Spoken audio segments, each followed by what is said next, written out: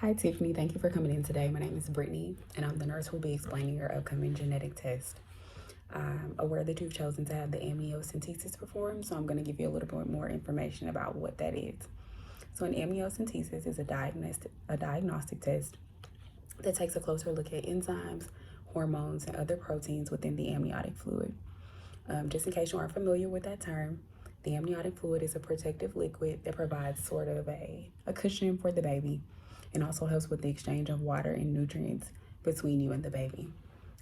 The amniotic fluid contains cells that have been shed by the fetus, and how the test is performed, we take a closer look at those cells because they contain genetic information that help to determine whether your baby will be diagnosed with a genetic disorder or a neural tube defect such as spina bifida. The test can also look at inherited gene disorders that are associated with the family history as well.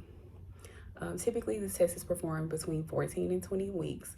The 14-week mark is there because at that point, the uterus is considered an abdominal organ, and there should be enough fluid available in order for the test to be performed successfully.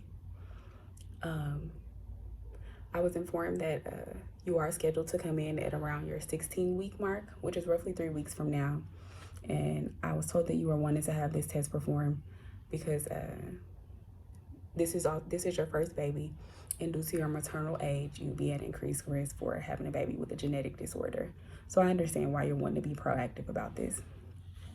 First, I'm going to explain how the test is performed, and then I'll give you a rundown of the possible risk or complications that could be associated with the test.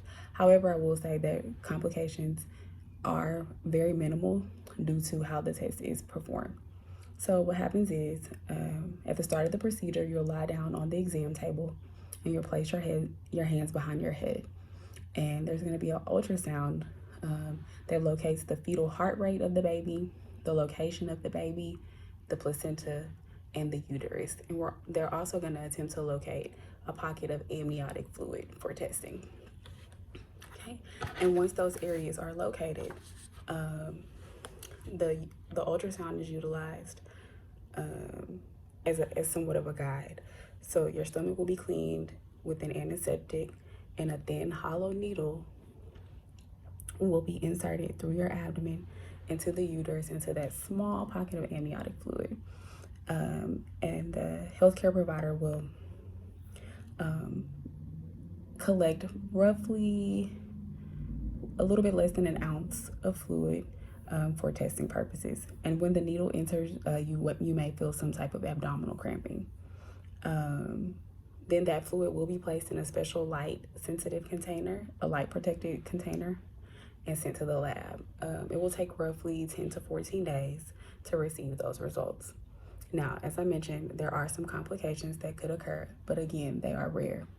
The complications that you could endure are possible bleeding or leaking of amniotic fluid from the puncture site or from the vagina, preterm labor, and infection.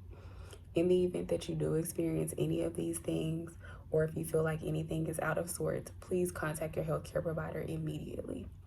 The risk that the fetus could experience are hemorrhage and injury from the needle, and infection as well. But again, complications are minimal, and the ultrasound used to guide the procedure does help minimize those risks.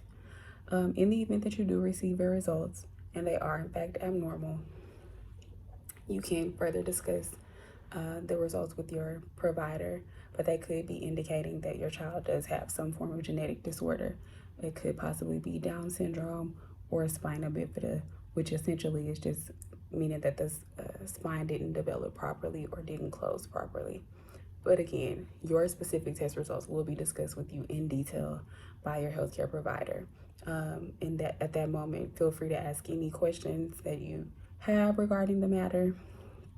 Or even now, if you happen to have any questions for me, I have no problem going back through and explaining everything to you again, or just clarifying anything.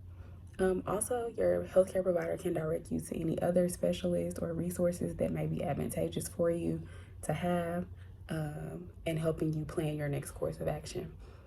Again, I'm available if you ever need anything. Feel free to give us a call, and good luck on your process.